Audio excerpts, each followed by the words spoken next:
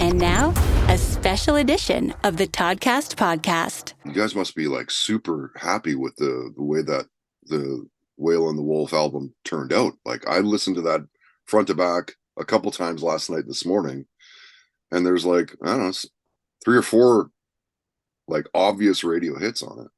Well, thanks for thinking so, man. We'll see how that all goes.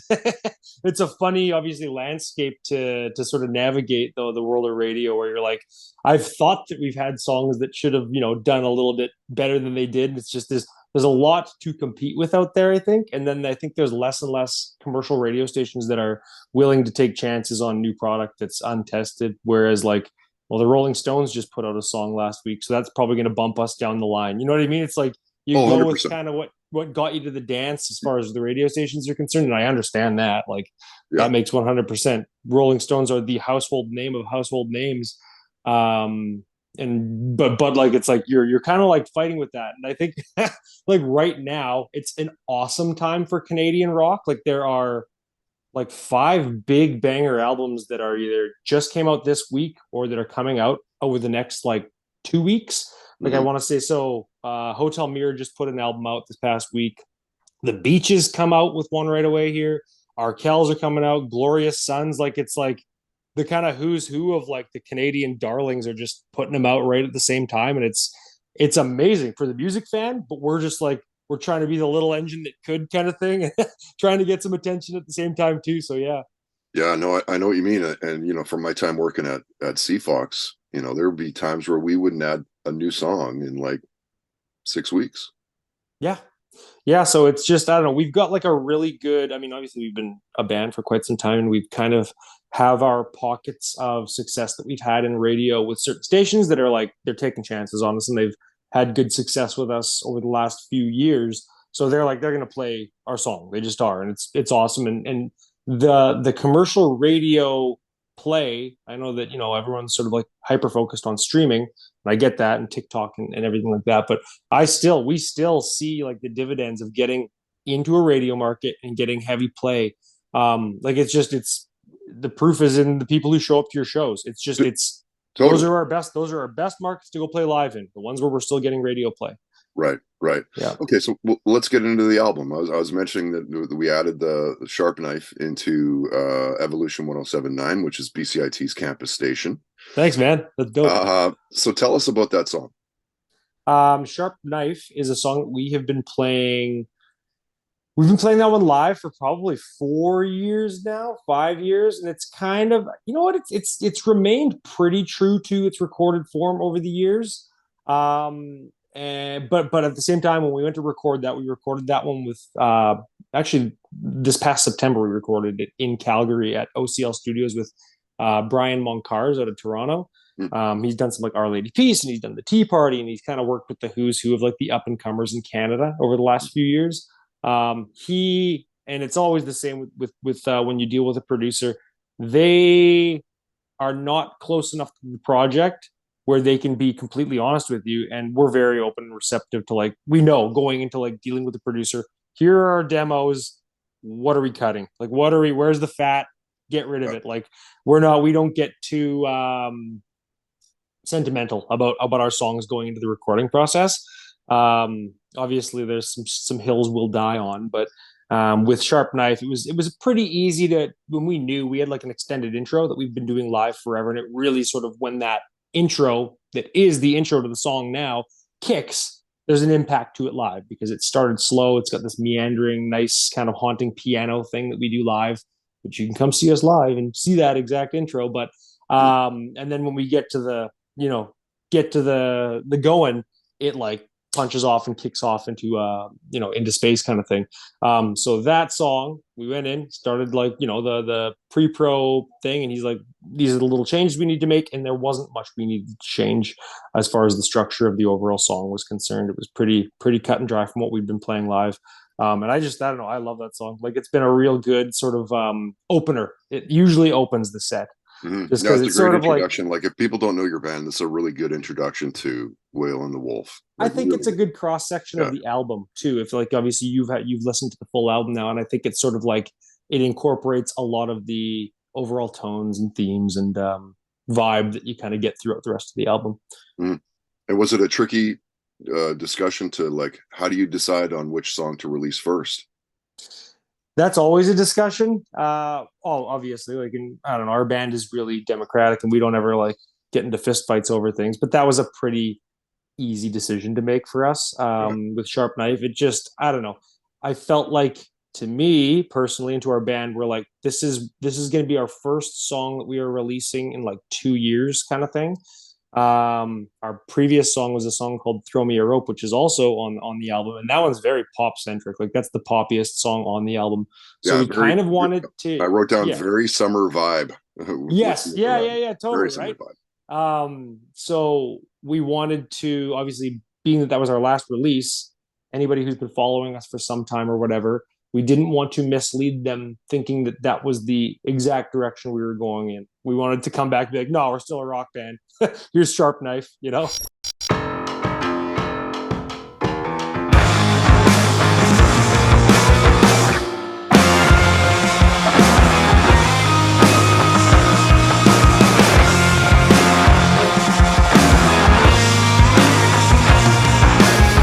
Step closer to the hollow.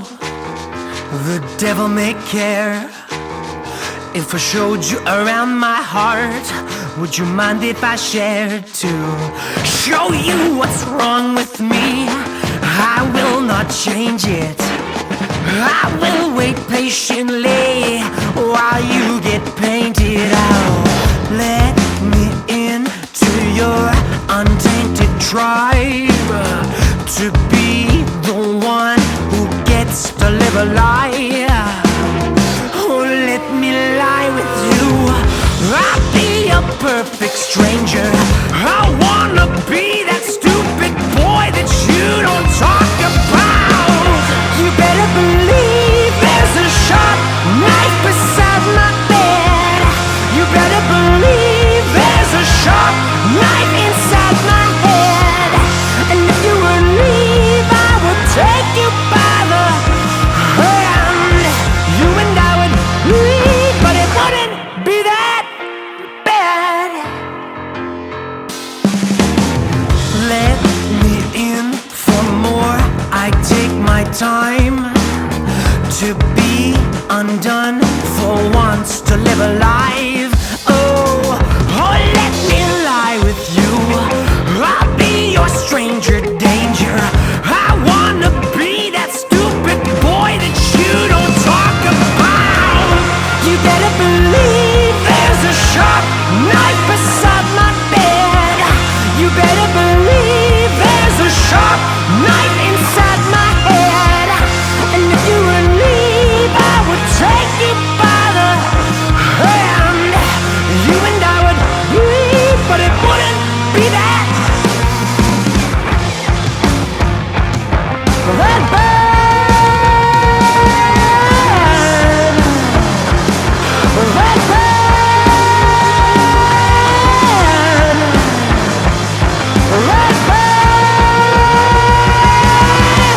You think this is about you, but you're sadly mistaken. I don't want you to break. No, I always wish you well.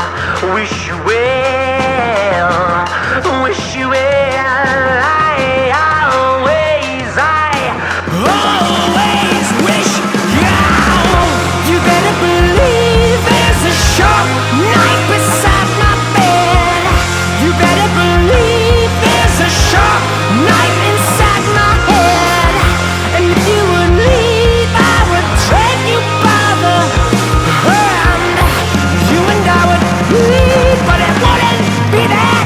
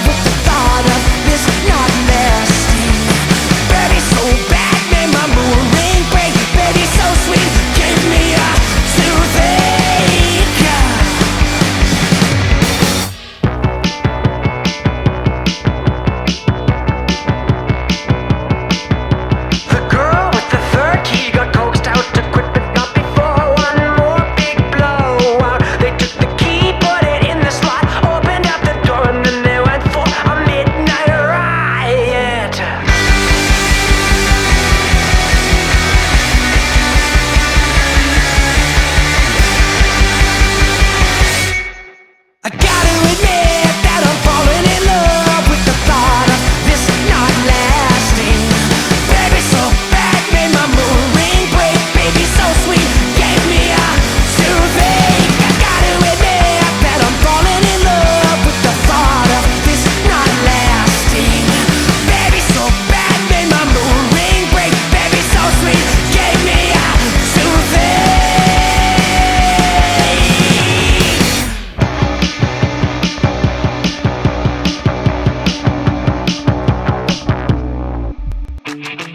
I just wanna be like somebody else, shed my skin and escape from my former self. I just wanna tell somebody how it felt.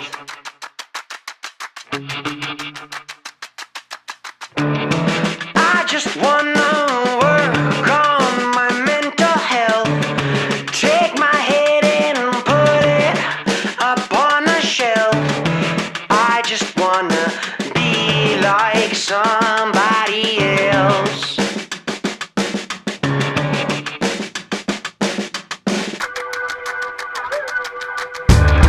I just wanna let you know that you can leave. If you love something, then you should set it free. If that love comes back, then it was meant to be.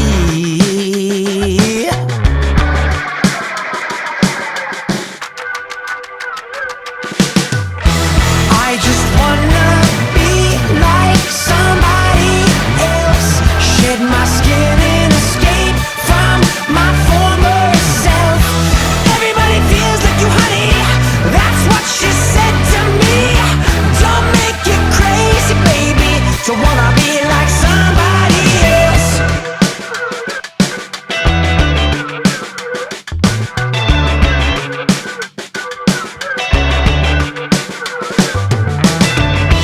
Papa told me at a young age that it don't hurt nothing to just up and walk away, just as long as you don't end up in the same place. So tell me now, how can this be true, that I keep finding my way on back to you? Mama told me she didn't raise no fool.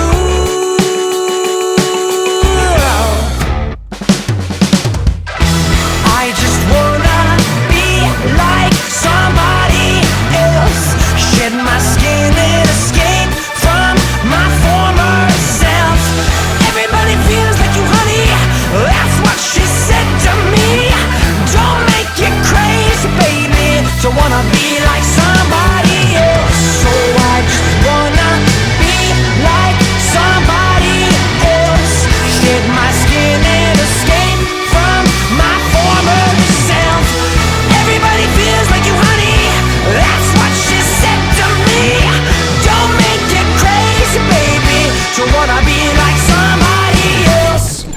Getting into somebody else, of course, track 3, we'll get into track 2 in a sec, but I've just played somebody else from Whale and the Wolf, Shed Your Skin. Like, am I crazy? Is there some sort of like a Michael Jackson kind of influence coming through on this song? And I almost even, I don't know, I don't want to like, upset you, but it almost feels like there's a bit of a Maroon 5.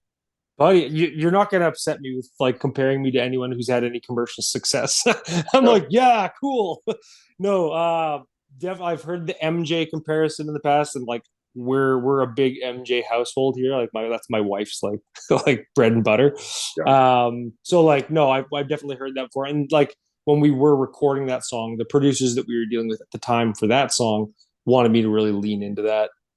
So I did. Like I put a little bit more bap into it. You know what I mean? So, yeah, that one. And I guess like as far as the tones and the themes of that one, that's a good cross section of I think what the album's sort of like about as an overall sort of like tone of like envy, like the name of the album, like somebody else is about like wanting to be somebody else, you know what I mean? Wanting to live in someone else's skin, wanting to walk in other people's shoes, and sort of just the desire to be something other than you are, kind of thing.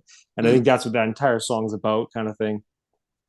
And the Midnight Riot, which is song 2 on the record, got to admit, I'm falling in love with the thought of not lasting.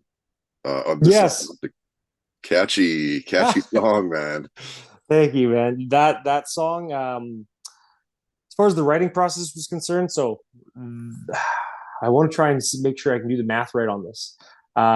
We had recorded 5 songs back in the summer of 2018, with 2 producers out of Nashville that I just like met on like a pleasure trip down to Nashville. I ran into Jimmy Mansfield, at like a burlesque show, like just randomly. We didn't mean to run into him, just kind of did, and we got to talking. And he's like, I'm like, what do you do? He's like, oh, I'm a producer. I'm like, oh, I'm in a band. And like, no shit, it's Nashville. Every second person's either a producer or band or someone trying to make it down there, right? So it wasn't like a big like hit it off kind of moment. Like we obviously like were, you know, friendly and enjoyed each other's company and whatnot for that time being, but we kind of kept in touch online.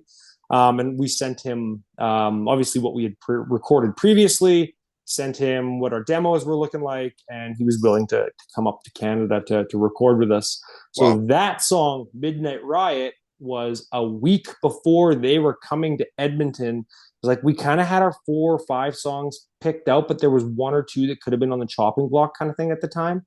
And then Midnight Riot just got like kind of emergency written like the week before. And I think it's kind of like, I don't know. I love that. I love that song. I think it really complements the album well. And it's a great second song on the album.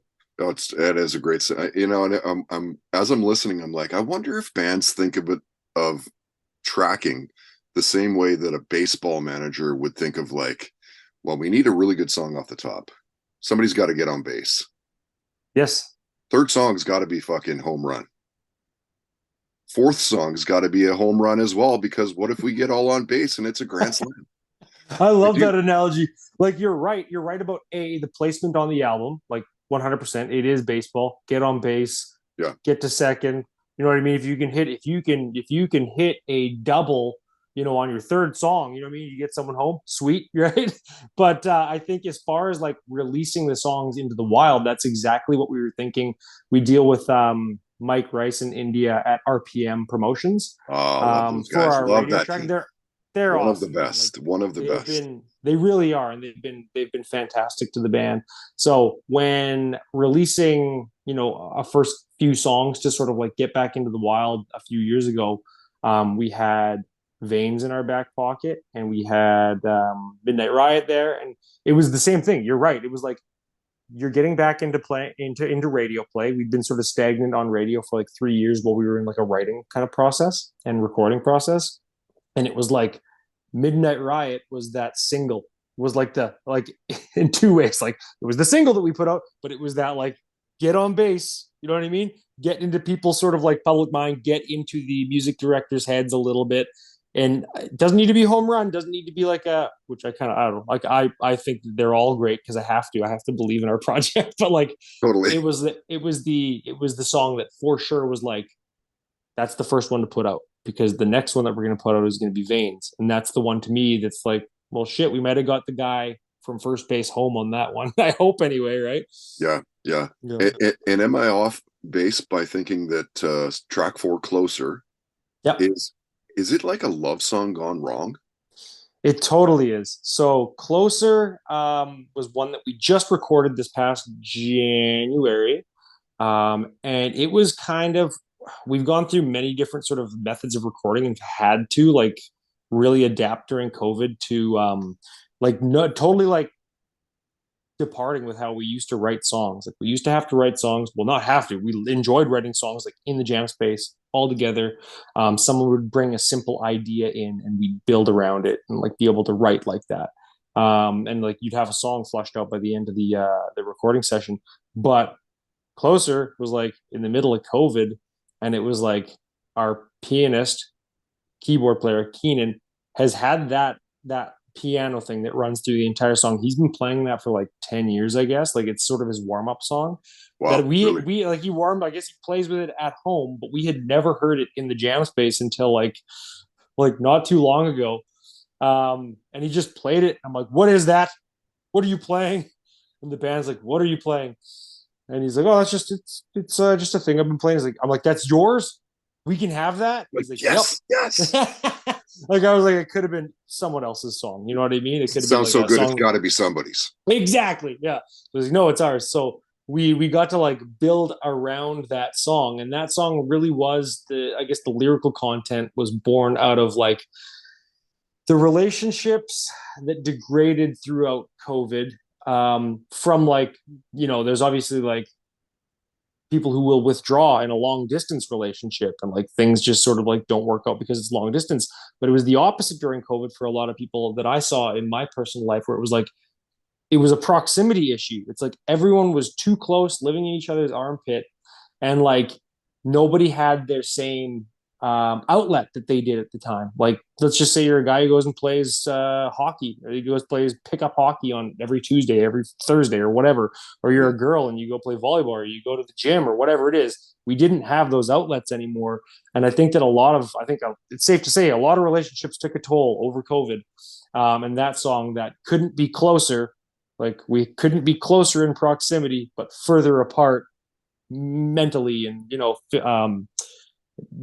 as far as in a relationship standpoint. So that's what that song is about. Definitely, like, we keep doing the same things over and over and over, and saying that it's going to be fixed, and it never gets fixed. And it's the definition of insanity is trying the same thing over and over and hoping that it changes, right? So that's exactly what that song is about. It is a love song gone wrong, for sure. Yeah, like dig a little deeper, find the worst in everyone kind of thing. Like, exactly, yeah, that like, hey, take the worst parts of you, take the worst parts of me, and sort of like imprint those onto each other, and we've just created this mutant of like our worst characteristics. Like, I think that there's, I don't know, I personally saw a lot of sort of relationships take a bit of a hit over COVID, and it was sort of just, I don't know, that's exactly what that song tonally is about. But it is kind of laid over like some pretty beautiful music that the band put together for it. So it's kind of one of those songs that, I think you can read between the lines if you're listening to the lyrics, but if you just had it on in the background, it could be a love song as far as the music's concerned. If you're not truly listening to the lyrics, yeah, because like nice piano work, there's a really nice driving riff. And it almost feels like, you should be driving on a highway on a summer day, wind blowing through your hair. It's got that vibe. Cool. I like hearing that.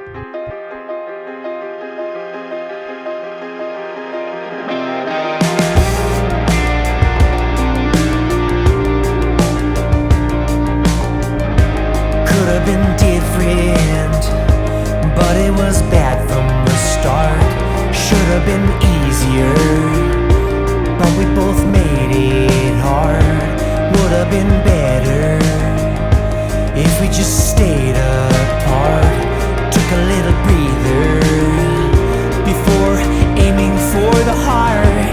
Dug a little deeper, wonder why we are who we are. Found the worst in each other, and we both made it ours.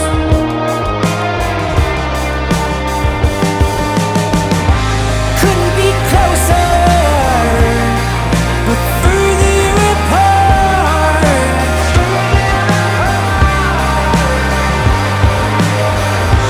Couldn't be closer,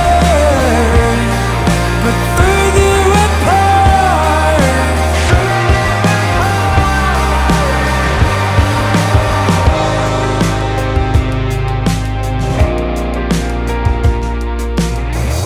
We said it'd be different this time, but we both knew from the start that it was broken into. And you said if we tried a little longer, it might get better with time. We got good at telling ourselves that lie, and there's no one who I'd rather make me cry. Couldn't be closer, but further apart.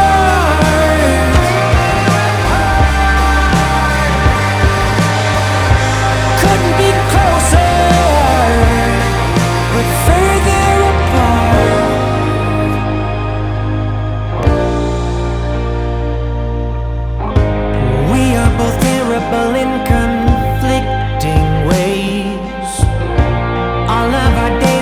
broken and blue. There's no way in hell to resolve our bad seeds.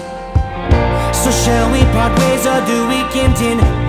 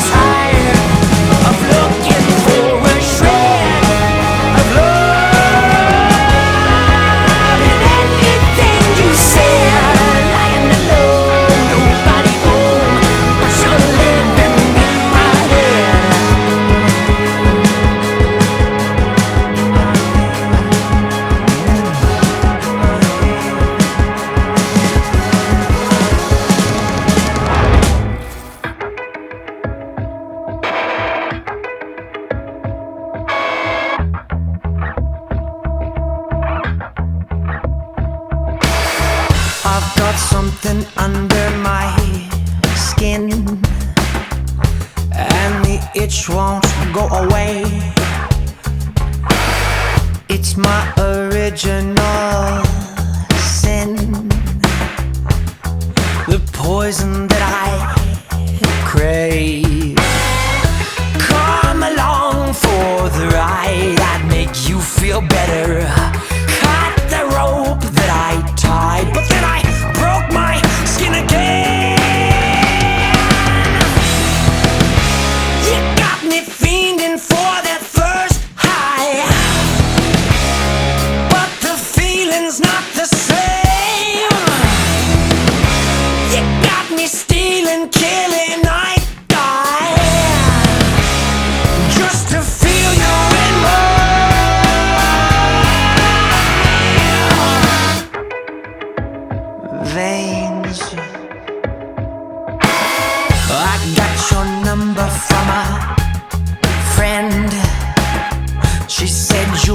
something to fuck with.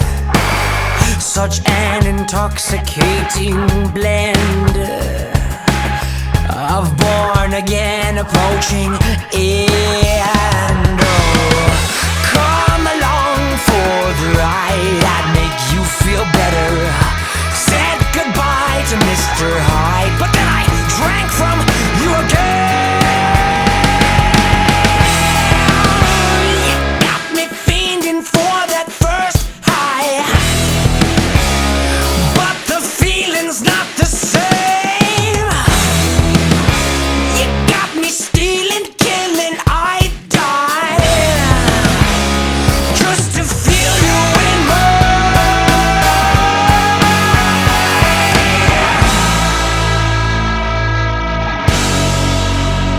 veins.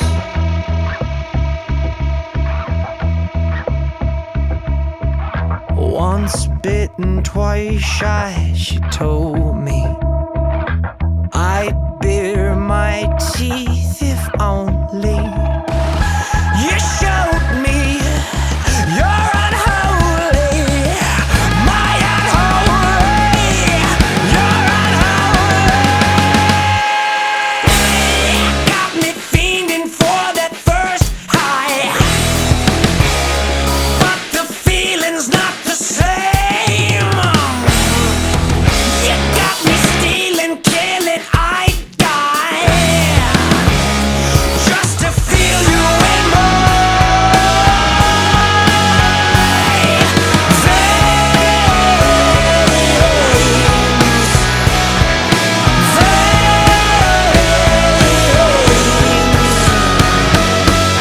And you mentioned veins.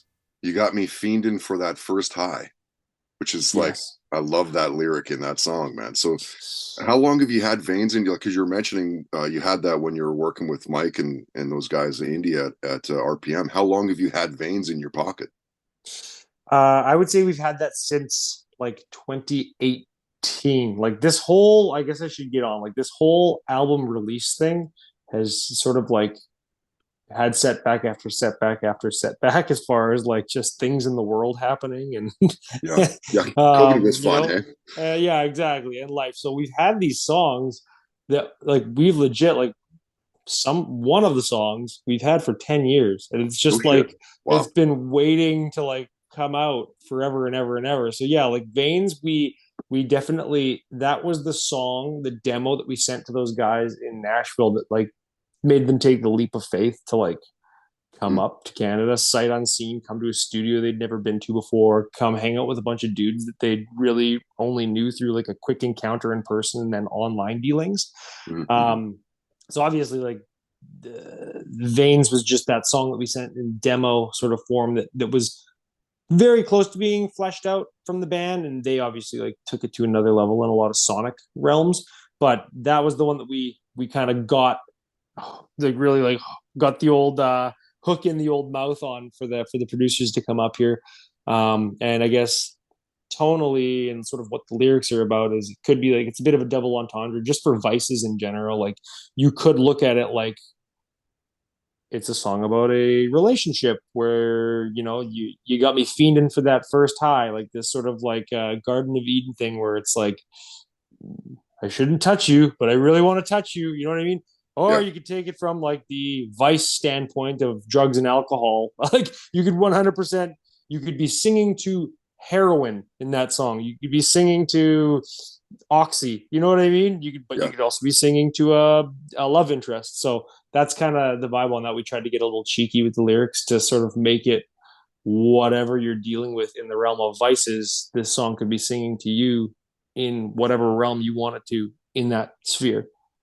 Track 6 on the new Whale and the Wolf album. Track 5 is Living in My Head, which I put down as just a fun, upbeat song. Something like that come together fairly fast. Like, do you ever find that some of your music's just like in you and you just need to pour it out? That one was, I would actually say, funny enough, like the longest winded writing process for us, and it was because of the situation that was the global pandemic. And that song, I would say, I know I kind of touched on it a little bit when we were talking about Closer, where we had to like completely change how we wrote. But that was the first song, Living in My Head, that we wrote remotely with one another, where like a lot of bands have been doing that for a long time, where they'll send ideas back and forth via email, like audio notes or whatever, or they, slightly mixed in like Pro Tools or whatever, just to make it sound good. And just ideas, like sending them back and forth, and then someone like, writing something at their tiny little home studio that they have and bouncing it back. And I know a lot of bands who've been writing like that for a long time. And before long, you could have an entire song sort of like demoed, written without ever seeing each other in person if you wanted to, if you had the means to, which I think so trippy.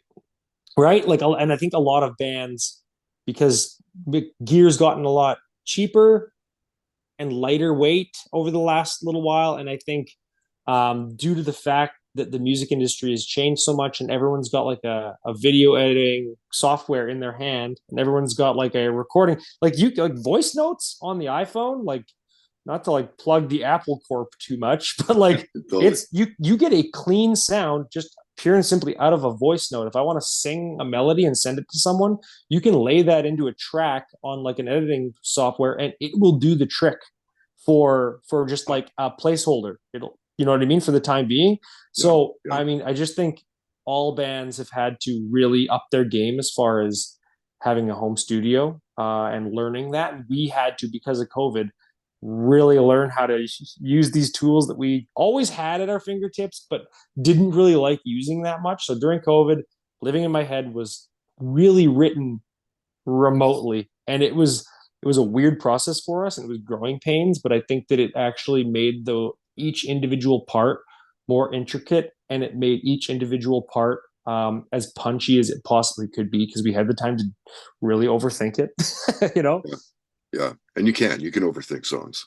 Oh God. Yeah. And you need to, I think that we're all in the band, like of the same mind, that like, you got to walk away at some point. If something's just not, you can't beat it to death. You can't stress yourself out about sort of like just a part. Like you absolutely need to walk away. And sometimes in a lot of the songs, like our song Midnight Riot, and our song Closer, like Keenan on the piano, he just had this, he woke up one time from like a hard, probably power nap or something like that. And that song was just bouncing around in his head, that melody. And so he had to like run to the piano and record it. Veins, very similar. I was just sweeping my floor in my condo at the time, and like the rhythmic sweeping kind of like, yeah. I don't know, for whatever reason, if you do something sort of rhythmic, sometimes something will just pop from like the nowhere in your brain, and you'll have a little hook that just presents itself, and you got to record that right away into a voice note or something like that. So I think that beating something to death and like really focusing on it and like trying to get something right doesn't always get you the best sort of sound. Sometimes it'll come to you, kind of thing. Yeah. Well, next time you're looking for some muse, put a couple shoes into the dryer and start up a little beat for you. No, okay, yeah, you might find some weird timing signatures with that too. Yeah, totally. Tell us about track 7, simply called M. I put spacey tune, Call Me on the Phone. It's pretty fun. Good song. That song is the one that I was kind of referencing earlier, that's been in the old back pocket for like 10 years. Okay. Yeah, so we have had that song forever. If you were like a faithful comer outer to shows over the last, decade of us performing live as Whale and the Wolf, you would have heard that song in like 4 different iterations. Like, it's really, I'd love to, like, I think we will at one point, probably after this album's released, like find a little space and time to like do a post on like the different versions of M that have been out there in the world. Like, we have like just a really shitty like YouTube performance. I don't know, someone taped it and put it up on, and this is like probably 8 years ago. Like, and the song sounds completely different. Like when we first kind of recorded it, it was a lot punchier, a lot more upbeat, and it slowly did move into that sort of spacey, sort of like surf dream vibe. And I would say a lot of that too, sonically, would come from when we got it in studio with our producers, Jimmy and Paul from Nashville, really put their signature on that. And I love how it turned out. But that chorus, those lyrics have never changed. The melody has never changed. Most of the verse lyrics and melody have never changed. It's always kind of been that. It's just what room, what space are we living in musically, sonically, and I think we landed where we really enjoy how that song turned out.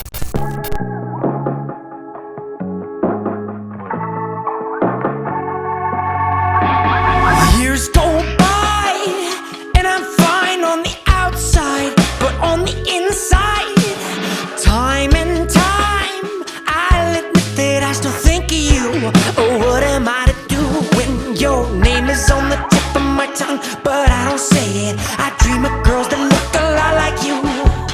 I'm ashamed of what I did, but I did it to save the rest of you from the me I was becoming. So call me on the phone, call me on the phone, so I know that you are home. Won't you ring me? Call me on the phone, call me on the phone, so I know that you're alone. Won't you ring me?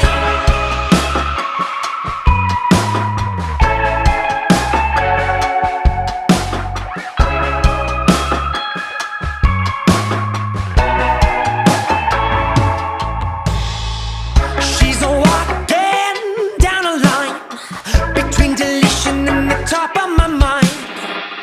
I'm howling up a tree that don't belong to me.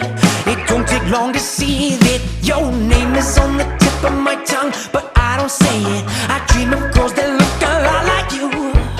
I'm ashamed of what I did, but I did it to save the rest of you from the me I was becoming. So call me on the phone, call me on the phone, so I know that you're at home. Won't you ring me? Call me on the phone, call me on the phone, so I know that you're alone. Won't you ring me? Time to retire this burning fire, quiet desire denied.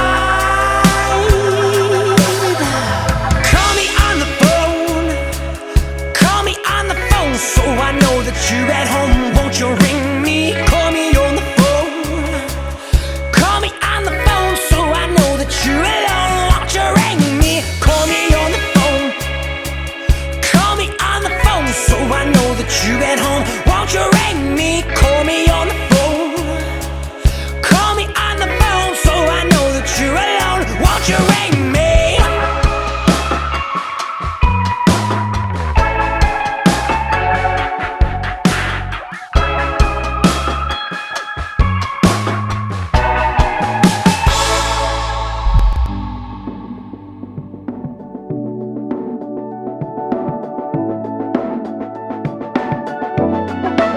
Said we could both get jobs and we could move to the city, 'cause there's something wrong with how we've been living. We could both get on watching the lights from the limit, so we could both move on and finally try to get it right.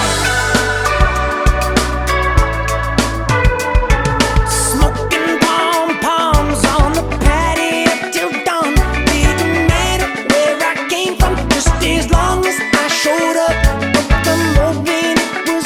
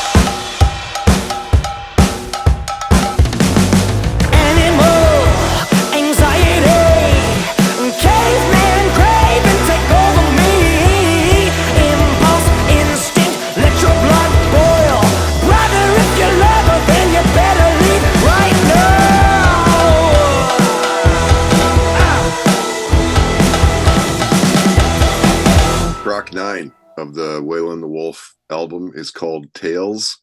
Yeah. And the first time I heard it, I was like, more cowbell, baby. The only thing that's going to cure this is more cowbell. No, Not enough songs use cowbell anymore. that's our like. I think our whole band would go ahead and say that is our like cheap pop song as far as like it's pretty simple. You know what I mean? Like there's not a whole lot of thinking you need to do with that song, but it's Fun like song though. Guilty pleasure, man. Like when we play that one live, it's always like the cowbell. Like exactly, you know what I mean? It's always really punchy, really in your face, and it just kind of goes, and it's like 2 minutes. You know what I mean? Like it gets two choruses done in like the first minute, which is like kind of if you were writing a song for radio now as a new band, you're like that's what every music director would tell you to do. Like get to the chorus in the first 15 seconds. Like, well, we got that done on that one. You know what I mean? Yeah. So yeah, I mean that's not normally how we write anymore, but that's another song that we have had in our pocket for quite some time too, and just like have always kind of been nagged by people who have been coming out to our song or our shows for a long time. They're like, when are you gonna record that one? Like get her on. We did it. It's out there, and we're really happy with how that one turned out too. The bridge, the one thing that we did tweak going into recording with Brian Moncars this past January with that song was the bridge. We really fleshed that out and really, I don't know, made it a little grungier, and I like where it landed too. Yeah, sounds great. Track 7? No, was it track 8 is, I think we talked quickly about this at the very start. Throw Me a Rope. Yes. That summery vibe. Maybe it's me, maybe I've been wrong. Tell us about Throw Me a Rope. Throw Me a Rope is very much like I think a retrospective song as far as lyrics are concerned. Just about sort of those kind of careless summer days, like you said, like when you were like in between jobs and, you know, it didn't really matter that you were living paycheck to paycheck kind of thing when you were really like 18, 19, 20, early 20s, whatever, where you're just like, really all that matters in life is maybe some of like the relationships you're trying to establish. And finding good weed. So well, of course, you know what I mean? That's where that second verse, or that second part of the first verse comes in. Smoking pom poms on the patio till dawn. Those pom poms could be laced with whatever you want to. You know what I mean? Like it doesn't matter, whatever you like. But that's what that song's musically. That song is another one where, from its first iteration that exists out there in demo format to where it landed in studio, that's probably the most drastic change that we saw from demo to how it ended in studio.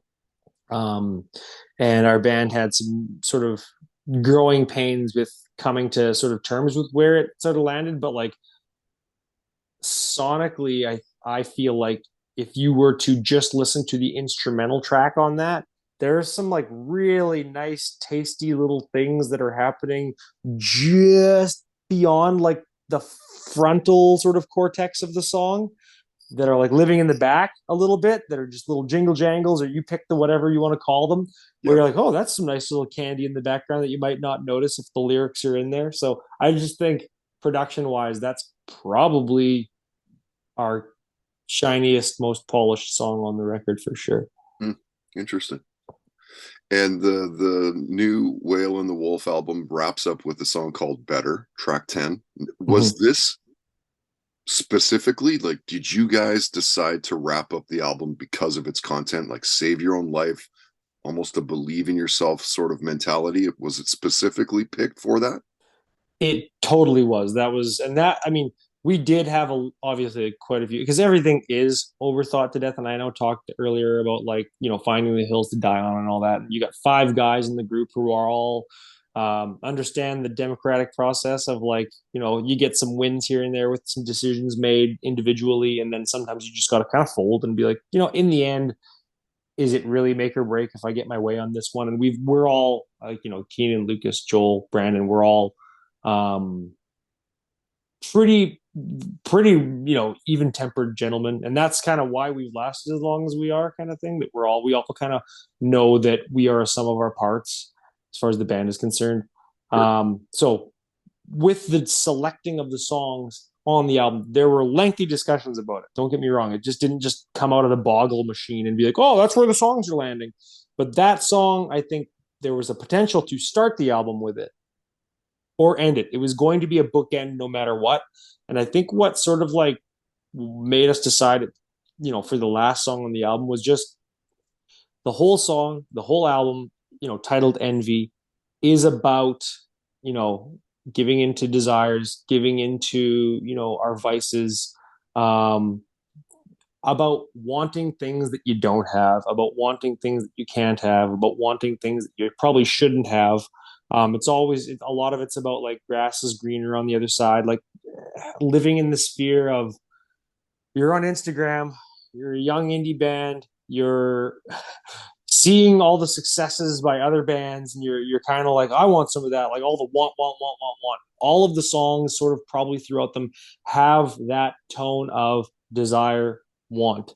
And that last song, Better, to me falls last. And I think the whole band would agree that it sums up, it's sort of an apology for all of the sins committed in the songs prior. And it's like hey, all the things that we said prior, admitting our faults and like sort of maybe revealing some of the darker sides of our personalities. You can do better if you try a little harder, if you dig a little deeper, if you really sort of like get constructive with yourself, you can do better. And I think a lot of people who probably struggle with strong personalities in their life, whether it's a family member or a friend or something like that, I think that they can kind of probably take different things from that song. But I think everybody has someone in their life where they're just like, man, just try. Can you just try a little harder? Like, can you just do better? Right. Yeah, no. Great way to wrap up the record. New Whale and the Wolf is out on September 14th. When do you start up the tour?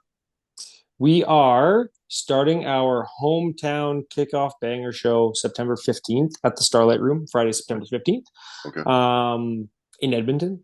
And it kind of goes from there and goes until sort of like it's a bunch of like sort of scattered dates throughout the West on weekends to sort of like line up with some people's Thursdays, Fridays, get people out to a rock show. Mm-hmm. And it will end in November. So it's like 18 dates throughout Western Canada. We go all the way from, I guess, like as far as like geographically, we're going from Halifax to Vancouver, not in that order, but that's sort of like the span of distance that we're covering kind of thing. So Vancouver, if you October are a 12th. Todd Hancock, yes, Biltmore. October 12th at the Biltmore. So yeah, that's the one. We're playing with, we're playing with Dwight from the Zolas. He has a really cool project called Dwy. Yeah, I'm excited to play with him. Yeah. I love the Zolas as well. Good local band. Well, thank you, Matt, for taking the time to join us here. And I guess we'll wrap up this special, the world album premiere, with the track 10 from Whale and the Wolf. It's called Better.